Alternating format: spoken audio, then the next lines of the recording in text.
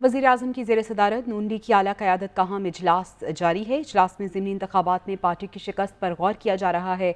इजलास में आइंदा की सियासी हिकमत अमली पर भी गौर किया जा रहा है। पार्टी ज़राए ऐसा बता रहे हैं। इस इजलास में राना सनाउल्लाह, ख्वाजा आसिफ, मरियम औरंगज़ेब और दीगर अहम रहनुमा शरीक हैं। वज़ीर-ए-आज़म शहबाज शरीफ की ज़ेर सदारत नून लीग की आला क़यादत का अहम इजलास इस वक्त जारी है। बताया ये जा रहा है पार्टी ज़राए से कि इजलास में ज़िमनी इंतख़ाबात में पार्टी की शिकस्त पर गौर किया जा रहा है। इजलास में आइंदा की सियासी हिकमत अमली पर भी गौर किया जा रहा है, जबकि इस इजलास में राना सनाउल्लाह, ख्वाजा आसिफ, मरियम औरंगज़ेब और दीगर शरीक हैं। कल ज़िमनी इंतख़ाबात हुए जिसमें नून लीग को शिकस्त का सामना करना पड़ा और नून लीग सिर्फ 4 सीटें जीतने में कामयाब हुई और आज ये अहम इजलास वज़ीर-ए-आज़म की जानिब से तलब किया गया है। इजलास में ज़िमनी इंतख़ाबात में पार्टी की शिकस्त पर गौर किया जा रहा है। उन अवामिल पे बात की जा रही है जिनकी वजह से पार्टी को शिकस्त का सामना करना पड़ा और ज़राए ये बता रहे हैं कि इस इजलास में आइंदा की सियासी हिकमत अमली पर भी बातचीत होगी।